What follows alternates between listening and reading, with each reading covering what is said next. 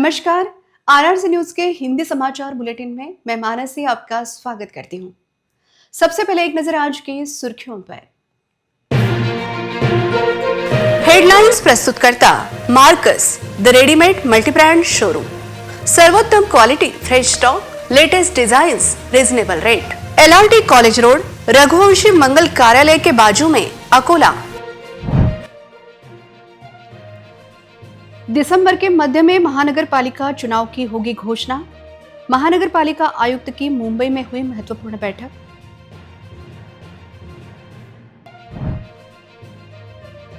नगर परिषद चुनावों की गहमागहमी शांत हुई। बालापुर में प्रचार तेज, मतगणना 21 दिसंबर को।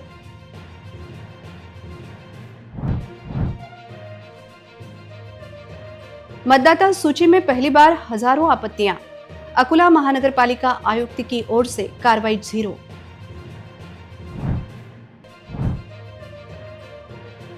अकोला पुलिस की जांच में मिली बड़ी सफलता। ऋषिकेश को 21 दिनों में खोज निकाला।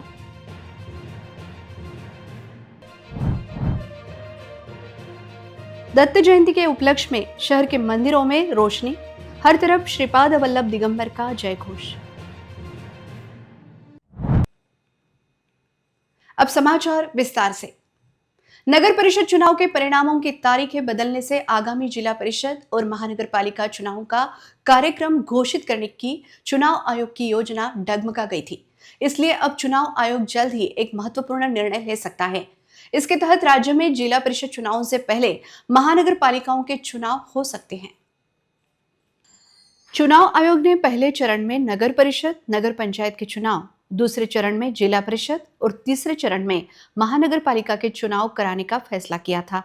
लेकिन हाईकोर्ट के आदेश के बाद अब इस शेड्यूल में बदलाव हो सकता है। इसलिए पता चला है कि राज्य चुनाव आयोग ने राज्य में दूसरे चरण में राज्य की महानगर पालिका के चुनाव कराने की तरफ कदम बढ़ाना शुरू कर दिया है। ऐसा अंदाजा लगाया जा रहा है कि राज्य चुनाव आयोग 15 से 20 दिसंबर के बीच 29 महानगर पालिका के चुनाव का शेड्यूल घोषित कर सकता है। राज्य में 20 जिला परिषदों में 50% आरक्षण की सीमा पार हो गई है। वहीं राज्य में 29 महानगर पालिका को देखें तो सिर्फ चंद्रपुर और नागपुर महानगर पालिका में ही आरक्षण की सीमा का उल्लंघन हुआ है। इसकी तुलना में जिला परिषदों में 50% आरक्षण का भ्रम ज्यादा है। इसलिए कहा जा रहा है कि अब चुनाव आयोग को 27 महानगर पालिका के चुनाव पहले कराना ज्यादा सही लग रहा है और उसने इस दिशा में कदम बढ़ाना शुरू कर दिया है। राज्य चुनाव आयोग ने जिला परिषदों से पहले महानगर पालिका के चुनाव कराने की दिशा में कदम बढ़ाना शुरू कर दिया है। इसके लिए राज्य चुनाव आयोग ने गुरुवार को 29 नगर महानगर पालिका के आयुक्तों की मीटिंग बुलाई थी। अकोला जिले की 4 नगर परिषदों और 1 नगर पंचायत के चुनावों के लिए 2 दिसंबर को मतदान हुआ। जिले के विभिन्न मतदान केंद्रों पर कुल 1,81,766 मतदाताओं में से 1,22,453 मतदाताओं ने अपने मताधिकार का प्रयोग किया। जिले में औसतन 67 मतदान हुआ। 122 सीटों के लिए 628 उम्मीदवारों का भाग्य ईवीएम में बंद हो गया है। अब 21 दिसंबर को होने वाली मतगणना का इंतजार है। 2 दिसंबर को हुए चुनाव में 4 नगर परिषद अकोट, मुर्तिजापुर, तेल्हारा और हिवरखेड़ के साथ ही 1 नगर पंचायत बार्शी टाकली में कुल 1,81,741 के पास मताधिकार था। लेकिन मतदान की गति धीमी रही। दोपहर के बाद मतदान को गति मिली। फलस्वरूप पांचों स्थान का औसत प्रतिशत 70% तक पहुंच गया। कल 122 सीटों के लिए 628 उम्मीदवार मैदान में थे। यह मतदान प्रक्रिया कल 204 मतदान केंद्रों पर संपन्न हुई। पुलिस बंदोबस्त के तहत प्रशासन ने 3,000 अधिकारी और कर्मचारियों को तैनात किया था। वहीं राजस्व विभाग में 1,129 अधिकारी और कर्मचारियों को इस मतदान प्रक्रिया के लिए तैनात किया था। जिले की अकोट में नगर परिषद चुनाव के मतदान के दौरान एक मतदान केंद्र के बाहर 2 गुटों के कार्यकर्ताओं के बीच जमकर विवाद होने की जानकारी मिली। बताया जा रहा है यह घटना बस स्थानक परिसर में एक पोलिंग बूथ के समीप घटी। इस घटना के बाद कुछ देर अफरा तफरी का माहौल रहा। मौके पर पुलिस ने पहुंचकर स्थिति को नियंत्रण में लिया। इस मामले में राजनीतिक दलों ने एक दूसरे पर आरोप प्रत्यारोप कर एक दूसरे को जिम्मेदार ठहराया। इस बीच एक प्रमुख राजनीतिक दल ने सोशल मीडिया पर इस घटना से कोई संबंध न होने की जानकारी दी। यह विवाद ज्यादा देर नहीं चला। बाकी इस घटना को छोड़कर अन्य स्थानों पर मतदान शांतिपूर्ण तरीके से संपन्न हुआ। आपको बता दें कि 3 दिसंबर को मतगणना के लिए राज्य चुनाव आयोग ने निश्चित किया था, लेकिन मुंबई उच्च न्यायालय के नागपुर खंडपीठ के आदेश के तहत अब 21 दिसंबर को मतगणना होगी। चुनाव आयोग ने रखरखाव को लेकर आवश्यक दिशा निर्देश दिए हैं, जिसके तहत अकोट के पोपटखेड़ रोड स्थित शासकीय औद्योगिक प्रशिक्षण संस्था परिसर, मूर्तिजापुर नगर परिषद कार्यालय परिसर, तेल्हारा के हिवरखेड़ रोड स्थित डॉक्टर केशव हेडगेवार मंगल कार्यालय, हिवरखेड़ के तेल्हारा तहसील खरीदी बिक्री संस्था कार्यालय के हॉल तथा बार्शी टाकली के नगर पंचायत कार्यालय में ईवीएम को कड़े पुलिस बंदोबस्त में रखा गया। महानगर पालिका चुनाव से ठीक पहले मतदाता सूची में हुई गड़बड़ी से प्रशासन पूरी तरह उजागर हो गया है और वार्ड निर्धारण में हुई भयंकर गलतियों के कारण हर जगह तीव्र आक्रोश व्यक्त किया जा रहा है। नागरिक, राजनीतिक दल और सामाजिक समूह सभी की शिकायतों की भरमार है, जो प्रशासनिक लापरवाही की इस चौंकाने वाली तस्वीर को दर्शाती है। महानगर पालिका वोटर लिस्ट पर कुल 1044 आपत्तियां दर्ज की गई। यह संख्या किसी महानगर पालिका के लिए सामान्य नहीं है, लेकिन यह इस बात का सबूत है कि सिस्टम में कितनी गहरी गड़बड़ी है। अगर मनपा आयुक्त सिस्टम का बचाव कर रहे हैं, तो जिलाधिकारी को इस मामले में गलती करने वाले महानगर पालिका के कर्मचारियों के खिलाफ कार्रवाई करनी चाहिए। 2017 की तरह लोगों के वार्ड बदलने की हिम्मत किसने की? यह सवाल अभी भी अनुत्तरित है। कांग्रेस एमएलए साजिद खान पठान ने इस मुद्दे पर कड़ा गुस्सा जताया है। अगर विपक्ष के एमएलए होने के नाते उन पर ध्यान नहीं दिया गया, तो लोगों की परेशानियां और मुश्किलें बढ़ेगी। लोगों की आपत्तियों में एक चौंकाने वाली गलती यह है कि एक वार्ड के नाम दूसरे वार्ड में चले गए हैं। एक ही व्यक्ति के नाम 2 बार आए हैं। हैरानी की बात है कि कुछ वोटरों के वार्ड बदल दिए गए हैं, वह भी बिना किसी प्रक्रिया के। नए लोगों को शामिल नहीं किया गया है। पते और मकान नंबर में बहुत सारी गलतियां हैं, इसलिए सवाल यह है कि ये गलत वोटर लिस्ट किसने बनाई। जिलाधिकारी कार्यालय को वार्ड तय करने, एरिया के हिसाब से वोटिंग नंबर और लिस्ट में बदलाव जैसे गंभीर मुद्दों पर तुरंत ध्यान देने की जरूरत है। चुनाव आयोग के निर्देशों के बावजूद नगर निगम प्रशासन में अव्यवस्था नहीं रुकी है। सवाल यह पिछले 21 दिनों के अत्यंत दर्दनाक समय में अकोला का कनौजिया परिवार एक शांत न खत्म होने वाले भयावह सपने में जी रहा था। उनका 14 वर्षीय बेटा ऋषिकेश संतोष कनौजिया, जिसके पास साधारण मोबाइल फोन भी नहीं था, 11 नवंबर की शाम को बिना कुछ बताए चला गया था। आज जब अकोला पुलिस ने ऋषिकेश को उसकी मां को सौंपा, तो दोनों मां बेटे की आंखों में आंसू थे। 11 नवंबर की शाम 7 बजे खदान पुलिस स्टेशन अंतर्गत आने वाले गोडाउन के पास रहने वाला 14 वर्षीय ऋषिकेश संजय कनौजिया बिना बताए घर से अचानक निकल गया, जिसकी शिकायत खदान पुलिस स्टेशन में की गई। उसे खोजने के लिए एक टीम का गठन किया गया। एक एक दिन बीत रहा था और कोई खबर नहीं मिल पा रही थी। माता पिता के आंसू बह रहे थे। मन में तरह तरह की शंकाएं उत्पन्न हो रही थी। हर पल बच्चों की चिंता सता रही थी। वह कहाँ होगा, कैसा होगा, उसने कुछ खाया कि नहीं, वह सुरक्षित तो है ना, ऐसे कई सवाल माता पिता के दिल और दिमाग को सता रहे थे। पुलिस भी अपनी ओर से पूरा प्रयास कर रही थी। हर तरफ पूछताछ करने के बाद, सीसीटीवी फुटेज देखने के बाद भी कोई सफलता नहीं मिल पा रही थी। 16 दिन बाद भी पुलिस के हाथ खाली ही रहे। उसके बाद ऋषिकेश के निराश माता पिता पुलिस अधीक्षक से मिले। 1 घंटा बातचीत होने के बाद मामले की गंभीरता को देखते हुए उन्होंने तुरंत अधिकारियों के साथ बैठक की। उन्हें दिशा निर्देश दिए। कोई भी सुराग न मिलने की वजह से बच्चों के अभिभावक बहुत परेशान थे। आखिर 21 दिनों के सर्च ऑपरेशन के बाद बच्चे को खोजकर उसे सुरक्षित माता पिता को सौंपा गया। अपने बच्चे को पाकर माता पिता की आंखें भर आई थी। उसे किस तरह खोजा गया, क्या दिक्कत आई और किस तरह यह बच्चा मिला, इस विषय में जिला पुलिस अधीक्षक ने जानकारी दी। सगळं पोलीस प्रशासनाचं खूप खूप मनापासून आभार. त्यांनी खूप चांगली भूमिका निभावली. माझ्या मुलाला माझ्यापर्यंत पोहोचून दिलं. त्यांचं मनापासून खूप खूप धन्यवाद. सरांनी जे डिसिजन घेतलं, सरांनी जे त्यांच्या टीमला सांगितलं, मी कन्फर्म होते की ते मला माझा मुलगा आणूनच देतील. पोलीस प्रशासनावर पूर्ण विश्वास होता आणि त्यांनी पण खूप प्रयत्न केले. त्यांनी त्यांचा एकदम बेस्ट दिला. नोव्हेंबरला हे मुला काही न सांगता घरातून निघून गेला होता. त्यांना काही वाईट सवय लागली होती, तर त्यामुळे त्यांचे वडील त्याच्यावर चिडले होते की तुला पोलिसांच्या मी ताब्यात देणार. तर ते घाबरला होता. त्यामुळे ते काही न सांगता, आणि ते खूप छोटा मुलगा आहे, 14 वर्षाचा आहे, 9वीचा मुलगा आहे. ते काही न सांगता निघून गेला होता. आम्ही किडनॅपिंगचा केस दाखल केला होता आणि त्याच्यामध्ये आमची पूर्ण टीम CCTV फुटेज त्यांनी शोधणे सुरू केली होती. परंतु आम्हाला त्याच्यामध्ये काही जास्त लीड्स भेटली नव्हती. 17 दिवस नंतर ते परत त्याचे जे आई वडील आहे ते मला भेटले होते SP ऑफिसमध्ये. नॉर्मली 5-10 मिनिट आपण एक व्हिजिटरला देऊ शकतो, कारण की प्रत्येक दिवस SP ऑफिसमध्ये 50-60 व्हिजिटर्स असतात. परंतु खूप संवेदनशील केस होता, सेन्सिटिव्ह होता, त्यामुळे मी स्वतः यांना 1.5 तास दिले होते. परत टीमला बोलवून 2 अजून चांगली टीम्सचा गठन केला होता. त्याच्यानंतर परत आम्ही CCTV फुटेजचा शोधणं सुरू केला होता. याच्यामध्ये LCBची टीम, PI शंकर शेळकेचे खाली, खदानची टीम, SDPO सुदर्शन पाटील आणि पीटर केदारे, मनोज केदारे यांच्या खाली यांनी खूप चांगली तिथे मेहनत घेतली. कमीत कमी 200 विटनेसेस, 200 लोकांचा इंट्रोगेशन आम्ही केला होता. नंतर कमीत कमी 200 ते 300 CCTV फुटेजेस आम्ही शोधले होते. नंतर ते रेल्वे स्टेशनमध्ये गेलेला आहे असा ते दिसून आला. नंतर एक टीम मुंबईला रवाना झाली. नंतर परत एक दिसला की ते कोल्हापूरची ट्रेनमध्ये बसलेला आहे.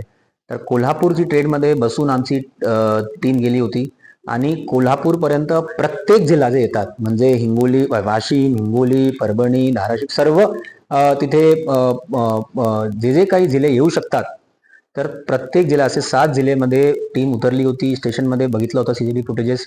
1500 किलोमीटरचा असा प्रवास होता. नंतर असं आढळून आल्यास की ते पंढरपूरमध्ये आहे हे मुलगा, कारण की पंढरपूरच्या एक्झिटमध्ये तो दिसला होता. आणि हे पूर्ण याच्या दरम्यान आमच्याकडे काहीच क्लू नव्हता. आमच्याकडे त्याच्या मुलगाच्याकडे फोन नव्हता, तर आमच्याकडे काही टेक्निकल एव्हिडन्स सुद्धा नव्हते. तरी सुद्धा पंढरपूरमध्ये 2-3 दिवस आमची टीम थांबली होती. तिथे भरपूर त्याचे फोटो व्हायरल केले होते, लोकांना दाखवला होता. तर कुठे कुठे मंदिरमध्ये जाऊ शकतात, कुठे फ्रीमध्ये जेवण भेटतात तिथे जाऊ शकतात.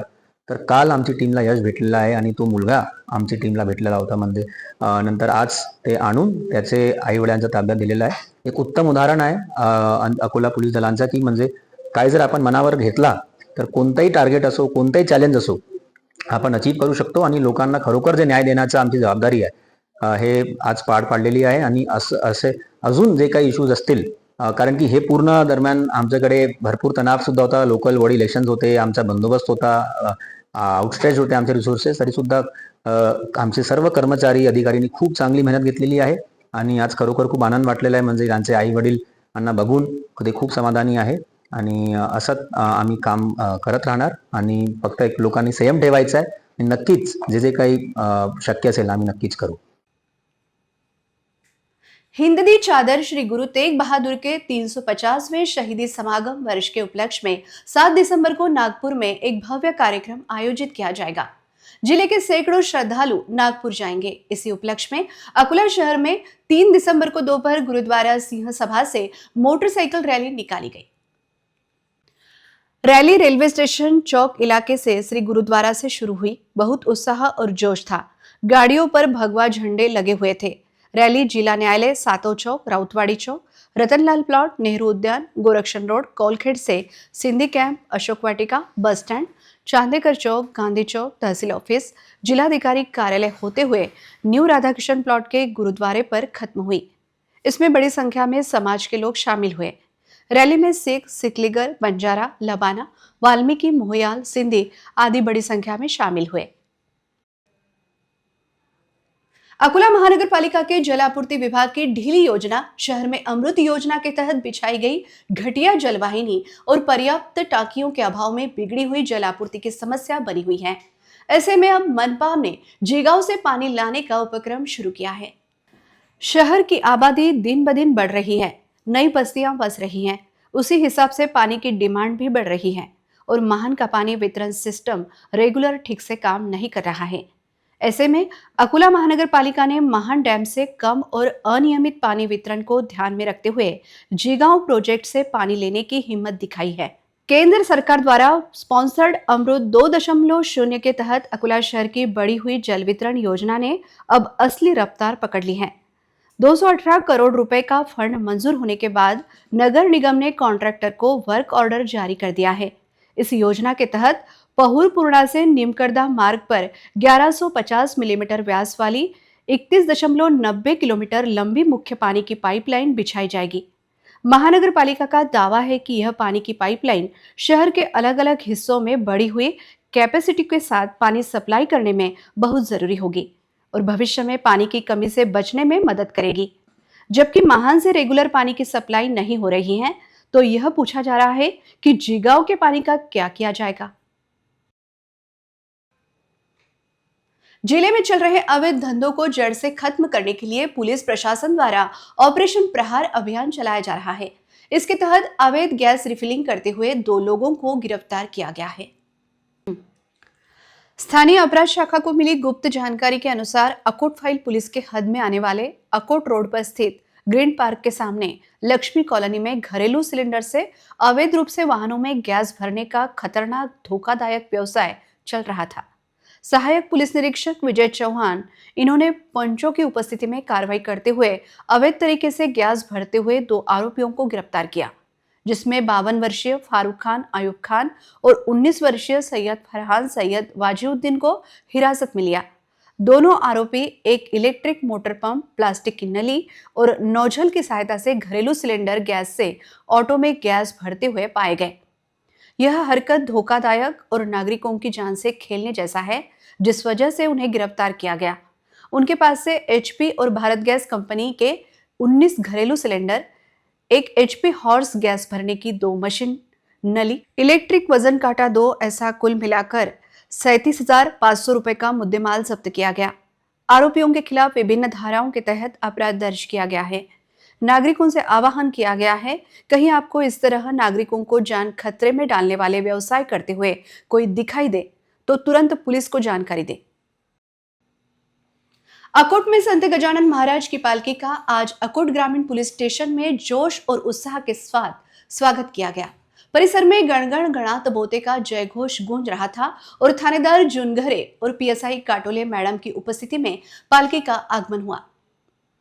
जैसे ही पालकी अकोट ग्रामीण पुलिस स्टेशन पहुंची, सबसे पहले थानेदार जुनघरे और PSI काटोले मैडम ने संत गजानन महाराज की आरती की। उसके बाद वारकरी परंपरा के अनुसार पुलिस कर्मियों ने भी बड़ी श्रद्धा के साथ पालकी को कंधा देने का सम्मान स्वीकार किया। थानेदार जुनघरे, पुलिसकर्मी सांगले और अन्य कर्मचारियों ने खुद पालकी को अपने कंधों पर उठाया और वारकरियों के साथ अपनी यात्रा जारी रखी। भक्ति, अनुशासन और तालमेल से सजे इस पल ने वारकरी, नागरिकों और पुलिस के बीच एकता का सुंदर संदेश दिया। स्थानीय नागरिकों ने पुलिस की भागीदारी का स्वागत किया और उसकी सराहना की। संत गजानन महाराज की पालकी के आने से पूरे इलाके में आध्यात्मिकता का माहौल बन गया। गुरुवार 4 दिसंबर को दत्त जयंती मनाई जाएगी। रामदासपेट स्थित दत्त मंदिर के साथ साथ श्री राजेश्वर मंदिर के सामने वाले दत्त मंदिर और शहर के श्री स्वामी समर्थ केंद्र नाथ शक्तिपीठ में दत्त जयंती समारोह मनाया जाएगा। उत्सव की जोरदार तैयारियां शुरू हो गई हैं। रामदासपेट के दत्त मंदिर में 1942 से दत्त जयंती मनाई जा रही है। इस साल मुंबई से आए भावे का कीर्तन हर दिन हो रहा है। गुरुवार को शाम 4 बजे दत्त जन्म का कीर्तन होगा और उसके बाद समारोह मनाया जाएगा। दत्त जयंती के सप्ताह के दौरान श्री गुरु की जीवनी सुनाई गई। बड़ी संख्या में भक्त पारायण के लिए बैठे। शुक्रवार को महाप्रसाद बांटने के साथ उत्सव का समापन होगा। साथ ही नाथ शक्तिपीठ शहर में श्री स्वामी समर्थ केंद्र में श्री गुरुचरित्र पारायण का आयोजन किया गया। यह कल खत्म होगा। साथ ही कई भक्त कई सालों से घर पर श्री गुरुचरित्र का पाठ कर रहे हैं। मंदिरों में रोशनाई की गई है। भक्ति का माहौल बन गया है। दत्त जयंतीच्या निमित्त या ठिकाणी आपल्या रामदासपेठ मंदिरामध्ये जवळपास 1942 पासून दत्तमूर्ती स्थापना या ठिकाणी झालेली आहे। दरवर्षी मोठ्या प्रमाणामध्ये दत्तजयंती उत्सव साजरा होत असतो। याही वर्षी आपला उत्सव अत्यंत आनंदाने साजरा सुरू आहे। मुंबईचे कीर्तनकार मनुष्यदेव भावे यांचं रोज कीर्तन सुरू आहे। उद्या संध्याकाळी 4 वाजता जन्माचं कीर्तन होईल आणि त्याच्यानंतर दर्शनार्थीकांना या ठिकाणी लाभ घेता येईल। तसंच रोज दुपारी आपल्या शहरातील वेगवेगळ्या अशा स्थानिक महिला भजनी मंडळाचं भजन या ठिकाणी सुरू आहे। तसंच त्याप्रकारे सकाळी आपण इकडे पाहत असू की 9 ते 12 या दरम्यान पोथीचं वाचन या ठिकाणी मंदिराची जी पुजारी सुद्धा मी या ठिकाणी करतो आहे आणि असा पूर्ण कार्यक्रम या ठिकाणी पार पडून परवाच्या दिवशी महाप्रसादाची सांगता। अंत में एक नजर आज की सुर्खियों पर। हेडलाइंस प्रस्तुत करता Marcus the readymade multibrand showroom. सर्वोत्तम quality, fresh stock, latest designs, reasonable rate. LRT college road, Raghuvanshi Mangal Karyalaya के बाजू में, अकोला। दिसंबर के मध्य में महानगर पालिका चुनाव की होगी घोषणा। महानगर पालिका आयुक्त की मुंबई में हुई महत्वपूर्ण बैठक।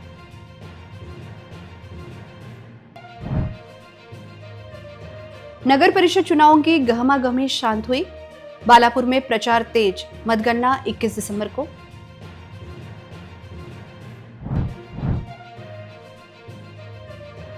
मतदाता सूची में पहली बार हजारों आपत्तियां। अकोला महानगर पालिका आयुक्त की ओर से कार्रवाई 0।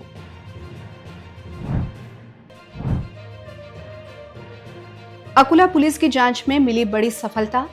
ऋषिकेश को 21 दिनों में खोज निकाला।